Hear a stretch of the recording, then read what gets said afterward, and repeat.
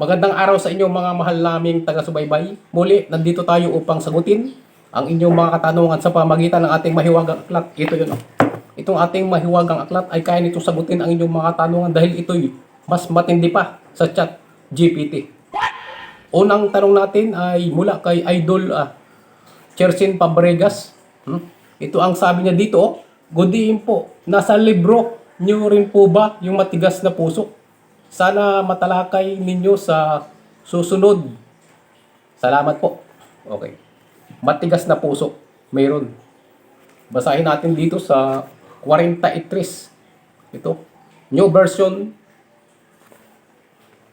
Jubit. Ito nakalagay dito. Tulad mo na may pusong bato. Yan. Matigas na puso yan kasi pusong bato. Naging matigas yung puso niya. Puso lang ba ang matigas sa kanya?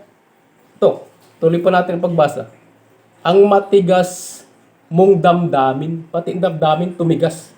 Hindi lang puso, hindi lang yung pati damdamin tumigas. Bakit tumigas yung kanyang puso at yung kanyang damdamin? Tuloy pa natin. Buhat ng iyong lokohin. Naloko pala ito. Pag ikaw naloko, talagang titigas ang iyong puso at ang iyong damdamin. Anong wish niya sa kanyang sarili? Tuloy pa natin. Kung ako'y muling iibig, sana'y di maging katulad mo. Ayun. Ang wish niya sa kanyang sarili, sana hindi maging katulad niya. Ano ba yung katulad niya? Tuloy pa natin ng pagbasa. Nabasa natin kanina. Tulad mo na may pusong bato. Okay. Nasagot natin ang tanong. May matigas na puso. Yun ay pusong bato. Hindi lang matigas na puso. Pati damdamin niya ay matigas. Okay. Maraming salamat kay Idol Chersin Fabregas sa kanyang katanungan. Isa pang tanong, dito naman kay Idol, Robert Pontisilla. Yung tanong ko na, kung may nasusulat din po ba sa inyong mahiwagang aklat na santo na pero kabayo? Okay, basahin natin dito sa 180 ng Yano. Ito nakalagay dito. Kaharap ko sa jeep, sa eksena ito sa loob ng jeep, ang isang ali. Anong ginagawa ng ali? Nagro-rosaryo. Ayan. Mata niya'y nakapikit. Pumara sa may kumbento. Siguro ito, Madre. Kasi di ba yung mga Madre sa kumbento nakakatira? Biglang pumara sa may kumbento. Doon sa may kumbento, bawal doon bumaba, no unloading. Anong sabi ng driver? Tuloy natin magbasa. Sa bababaan lang po, sabi ng chopper. Kasi may nanguhuli. Bawal palang bumaba doon, may nanguhuli. Ay binaba ngayon sa malayo doon sa may kumbento. Anong sabi nung ali? Tuloy pa natin ang pagbasa. Mura ng mura pa rin ang ali. Ay, napamura yung ali sa layo nung binabaan. Mga kalahating kilometro, talagang mapapamura ka doon. Anong naisip lang nung nasa loob ng jeep? Tuloy natin ang pagbasa. Banal na aso. Ayun. May banal na aso pala. Sa bagay, ang aso, wala namang kasalanan yan. Baka pwede maging banal. Di ba may santo na may kasamang aso? Sino ba yun? Baka yung asong yun ay banal. Tuloy pa natin ang pagbasa.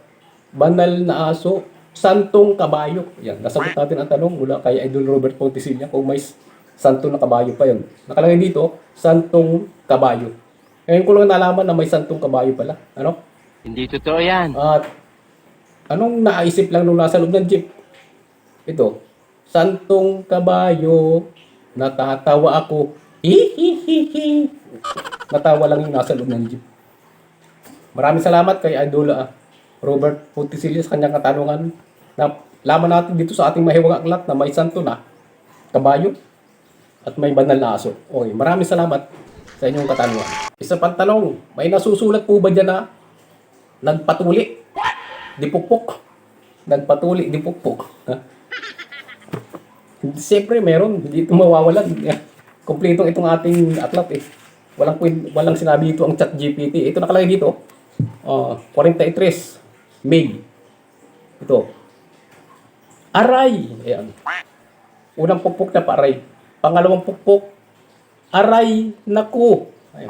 Napaaray naku. Ikaw ba namang pinukpok? Ay di masakit yun. Ay sugat yun ay no? Ano pang sabi nung tinutuli? Ha? O kay sakit naman ng ginawa mo.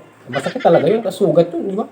Pag tinutulik, masakit yun. Pinukpok sa nasugatan, masakit. Masakit talaga yun. Ano pa? O kay hapdi. O, mahapdi talaga yun. Kasi sugat nga yun. Sugat, dumugo, mahapdi na yun. Paano natin nasabing ito ngay nagpapatuli?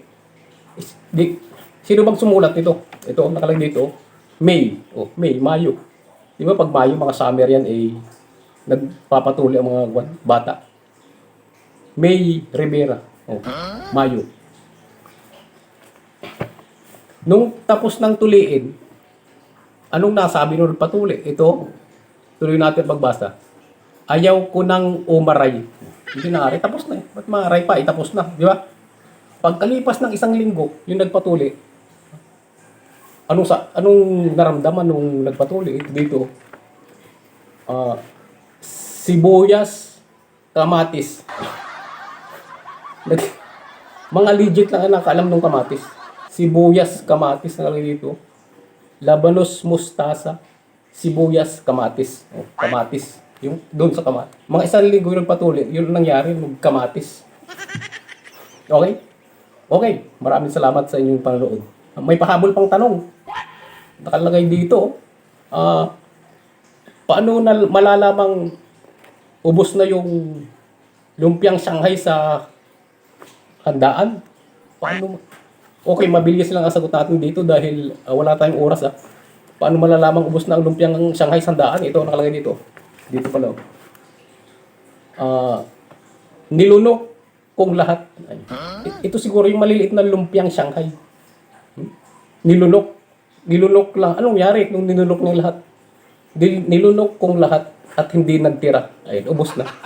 Ubos na yung lumpiang Shanghai. Wala nang tira. Kaya yung pupunta pa sa Berdian, wala nang makakain na lumpiang Shanghai. Naubos na. Kasi inubos na. Nakalagay dito. Nilunok niyang lahat at hindi nagtira. Ubos ang lumpiang Shanghai. Okay?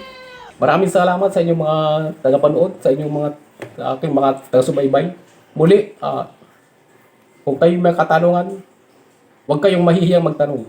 At sasagutin kayo ng ating mahiwagang aklat. Ito yun, no? Dahil daig pa nito ang Chat GPT. Maraming salamat. Hanggang sa muli.